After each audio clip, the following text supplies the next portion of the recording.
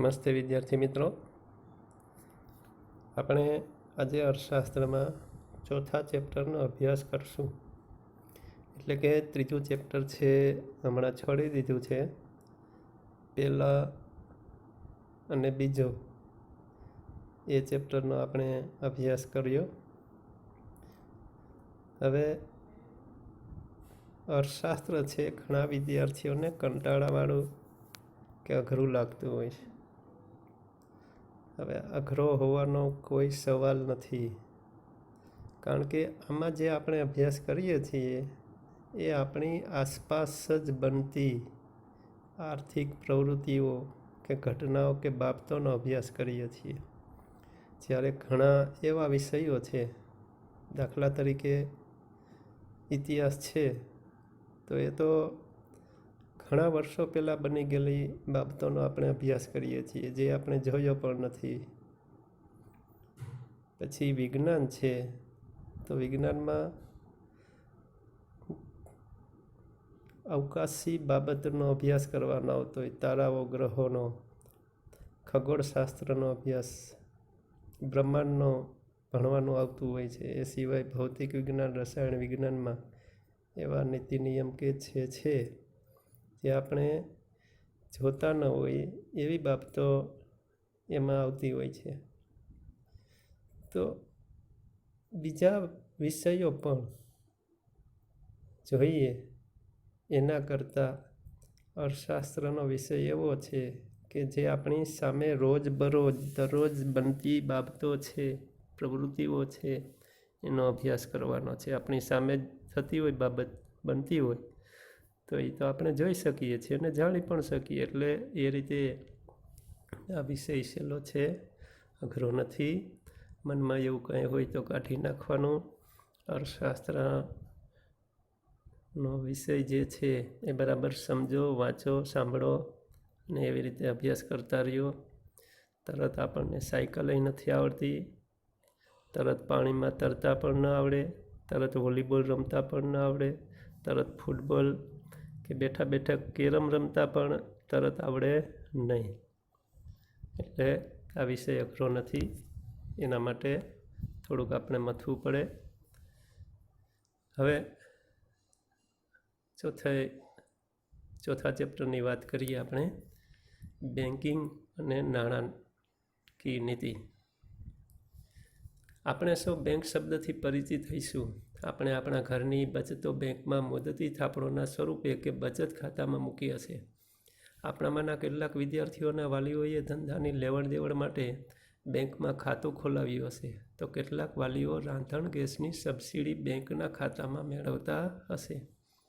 હવે બેંક શબ્દથી આપણે પરિચિત છીએ, એટલું જ નહીં, બેંકથી પણ પરિચિત છીએ. હવે તમે તો 12મા ધોરણમાં આવ્યા એટલે મોટા થઈ ગયા. ઘણીવાર વાલી પણ તમને બેંકમાં કોઈ કામ અર્થે મોકલે અથવા તો એની સાથે પણ જતા હો. એટલે શબ્દથી અને બેંકથી પણ પરિચિત છીએ. આપણા ઘરની જે કોઈ આવક હોય એ આવકમાંથી આપણે ખર્ચ કરતા હોઈએ. પછી ખર્ચ કરતાં વધેલી રકમ, જેને બચત કહીએ છીએ, આપણે બેંકમાં જમા કરતા હોઈએ છીએ. તો એ જમા આપણે મુદતી થાપણના સ્વરૂપે કે બચત ખાતાના સ્વરૂપે મૂકીતા આવીશું.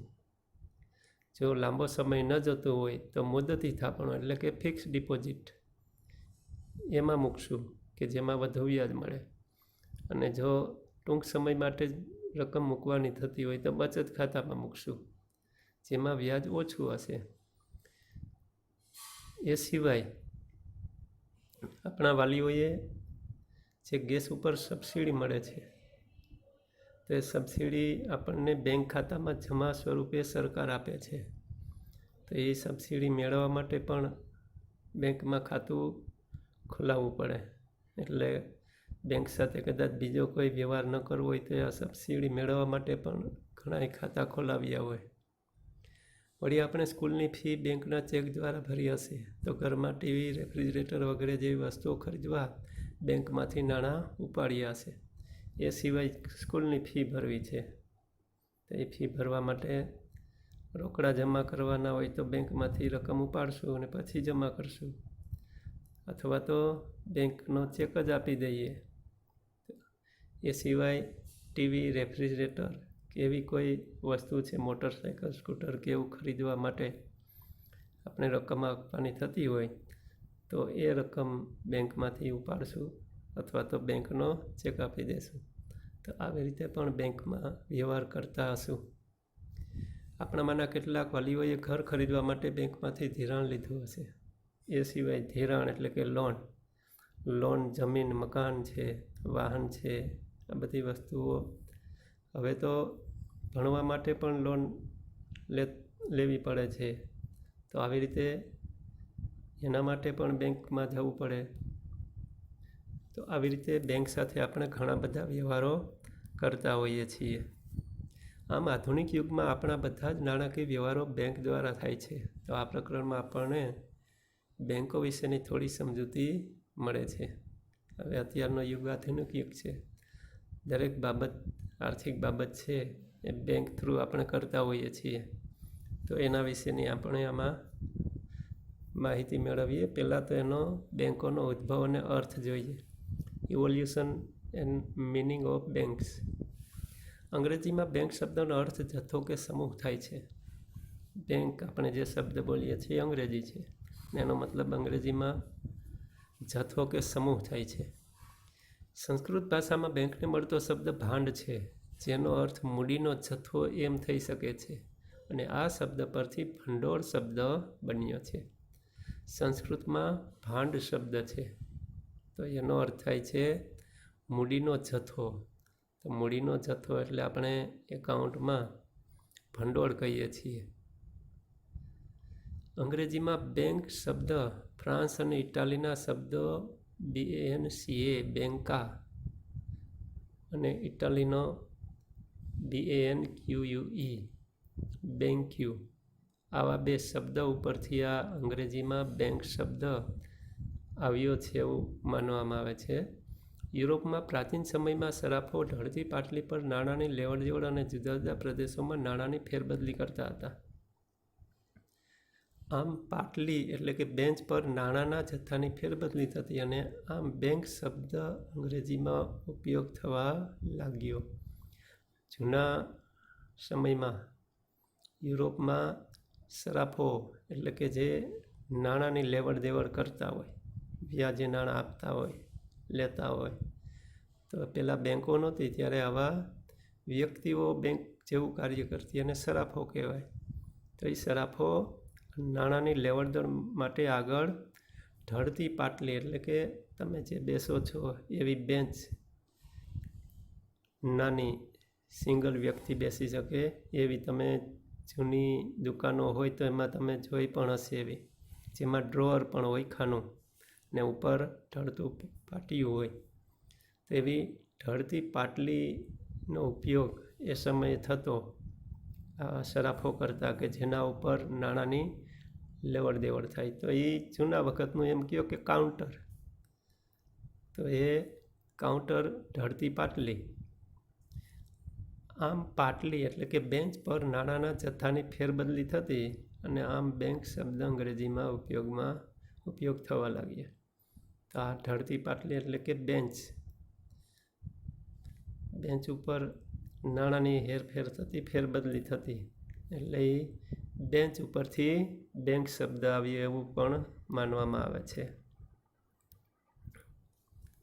આમ કહી શકાય કે બેંક શબ્દને નાણાંના ભંડોળ સાથે સંબંધ છે. વિશ્વની સૌપ્રથમ બેંક તરીકે સ્પેનમાં 1401માં સ્થપાયેલી બેંક ઓફ બાર્સિલોના ગણાય છે. વિશ્વની સૌથી પહેલી બેંક સ્પેનની 1401માં સ્થપાયેલી બેંક છે, એનું નામ છે બેંક ઓફ બાર્સિલોના. એને માનવામાં આવે છે કે વિશ્વની પહેલી બેંક. જ્યારથી નાણાંનું ચલણ તરીકે સ્વીકૃતિ પામ્યું ત્યારથી નાણાંનું કાર્ય ફક્ત વિનિમયના માધ્યમ અને મૂલ્યના માપદંડ પૂરતું જ મર્યાદિત ન રહેતા મૂલ્યના સંગ્રાહક તરીકે તેમજ ભવિષ્યના સોદાઓની ચૂકવણી કે વિલંબિત ચૂકવણીના સાધન તરીકે પણ સ્વીકૃત બન્યું. હવે નાણું છે ચલણ તરીકે સ્વીકૃતિ પામ્યું, એટલે કે લોકો નાણાંને સ્વીકારવા માંડ્યા. એ લોકોને સ્વીકાર્ય હોય કોઈ પણ વસ્તુ ત્યારે જે નાણું બને છે. આપણે પહેલાં અભ્યાસ કરી ગયા છીએ કે પહેલાં શંખલાન, ચીપલાન, કોડીઓ, ચામડાના ટુકડા, ધાતુના ટુકડા, ગાયો, એનો નાણાં તરીકે ઉપયોગ થતો. પછી અત્યારના સિક્કાઓ અને ચલણી નોટો હવે આવી છે. તો આ બધાને સ્વીકાર્ય હોય ત્યારે એ નાણું બને છે. તો આ નાણાંનું કાર્ય વિનિમયના માધ્યમ તરીકે, એટલે કે કોઈક વસ્તુ મેળવવી છે તો એ નાણું આપી દે અને વસ્તુ લઈ લે, અથવા તો રૂપિયા ઉછીના લીધા હોય તો એ રૂપિયા પાછા આપી દઈએ. એવી રીતે વિનિમયના માધ્યમ તરીકે. અને બીજું મૂલ્યનું માપદંડ, એટલે કોઈ વસ્તુ છે એની કિંમત કેટલી, તો એ નાણાંમાં વ્યક્ત થાય, તો એનું માપદંડ થયું. કે તો પહેલાં એનું કાર્ય એટલું જ હતું, વિનિમયનું માધ્યમ અને મૂલ્યનું માપદંડ. પછી એ મૂલ્યના સંગ્રાહક તરીકે એટલે તો કે આપણે કોઈ વસ્તુનો સંગ્રહ કરી લઈએ તો એ વસ્તુ આપણી પાસે રહેશે. જ્યારે આપણે નાણાંની જરૂર પડે તો એ વસ્તુ વેચી દઈએ એટલે નાણું મળશે. એ સિવાય નાણું છે આપણી પાસે જ રાખીએ તો એ સંપત્તિ થઈ. તો મૂલ્યના સંગ્રાહક તરીકે પણ નાણું છે. પછી ભવિષ્યના સોદાઓની ચૂકવણી કે વિલંબિત ચૂકવણીના સાધન તરીકે. વિલંબિત ચૂકવણી, પાછળથી રકમ, અત્યારે વસ્તુ કે સેવા મેળવી લઈએ છીએ એ પછી પાછળથી એની ચૂકવણી આપણે નાણાં દ્વારા કરીએ છીએ. તો આવી રીતે વિલંબિત ચૂકવણી તરીકે પણ નાણું છે બધાને સ્વીકાર્ય બન્યું. નાણાંના કાર્યો વધતા નાણાંના મૂલ્યની જાળવણીનો પ્રશ્ન ઊભો થયો. આવી રીતે નાણાંથી ઘણા બધા કાર્યો થાય છે. આપણે જોયું પહેલાં કે વિનિમયનું માધ્યમ, મૂલ્યનું માપદંડ, પછી સંગ્રાહક, પછી વિલંબિત ચૂકવણી. તો આવા બધા કાર્યો છે વધવા માંડ્યા. તો પછી નાણું છે એ લોકો પાસે વધારે પણ જમા થવા લાગ્યું. તો એ નાણું સાચવવું પડે, એની જાળવણી કરવી પડે છે. ટૂંકમાં નાણાં આધારિત અર્થવ્યવસ્થામાં નાણાંની સાચવણી, તેની હેરફેર અને તેના મૂલ્યની જાળવણી માટે કોઈ સંસ્થાની જરૂર પડી, જે કાર્ય બેંક દ્વારા થતું જોવા મળે છે. તો આવી રીતે નાણાં દ્વારા અનેક કાર્ય થવા લાગ્યા. તો એની સાચવણી છે, એની હેરફેર છે, એના મૂલ્યની જાળવણી છે, એના માટે કોઈ સંસ્થા કે હોવું જોઈએ, એની જરૂરિયાત ઊભી થઈ. બેંકનો અર્થ. બેન્કિંગની સેવા આપતી સંસ્થા એટલે બેંક. હવે પેલો શબ્દ ક્યાંથી અસ્તિત્વમાં આવ્યો એ આપણે જોયું હતું. હવે બેંકનો અર્થ પેલું તો કે બેન્કિંગની સેવા આપતી સંસ્થા એટલે બેંક. તો બેન્કિંગની સેવા આપતી જે સંસ્થા હોય એમાં તો ઘણી બધી પ્રવૃત્તિ થતી હોય છે. તો એ બધી પ્રવૃત્તિ એટલે કે જે કાંઈ સેવા આપે છે એ બધી પ્રવૃત્તિ જ્યાં થતી હોય એ સંસ્થા એટલે બેંક. એટલે કે માગવામાં આવે એટલે નાણાં પરત કરવાની શરતે ધિરાણ કરવાના હેતુથી બચતો એકત્રિત કરતી સંસ્થાને બેંક કહે છે. આપણે બેંકનો અર્થ જોયો કે બેન્કિંગની સેવા આપતી સંસ્થા એટલે બેંક. તો એ બેન્કિંગની સેવામાં કઈ કઈ બાબતો આવે તો કે માગવામાં આવે એટલે તરત નાણાં આપે એવી શરતે ધિરાણ કરવાના હેતુથી બચતો એકત્રિત કરતી સંસ્થા. ધિરાણ કરવાના હેતુથી જે બચત એકત્રિત કરે છે, આપણા બધાની જે બચત છે એ બચત બેંક છે એ મેળવે છે. એ મેળવીને એને આપણને વ્યાજ પણ આપે છે. માનો કે આપણે 1 લાખ રૂપિયા બેંકમાં મૂક્યા, તો લેવા જશું એટલે આપણને 1 લાખ આપશે ને ઉપરાંત વ્યાજ પણ આપશે. તો એ વ્યાજ ક્યાંથી કાઢશે? એ સિવાય બેંકોના ખર્ચા પણ હોય. તો એ શું કરે, 1 લાખ રૂપિયા બેંક છે બીજે ક્યાંય રોકે અને આપણને જે વ્યાજ આપવાનું થાય ઉપરાંત એના જે કોઈ ખર્ચા છે એ બધું મળીને જેટલું થતું હોય એટલું એ ક્યાંકથી 1 લાખમાંથી આવક મેળવશે.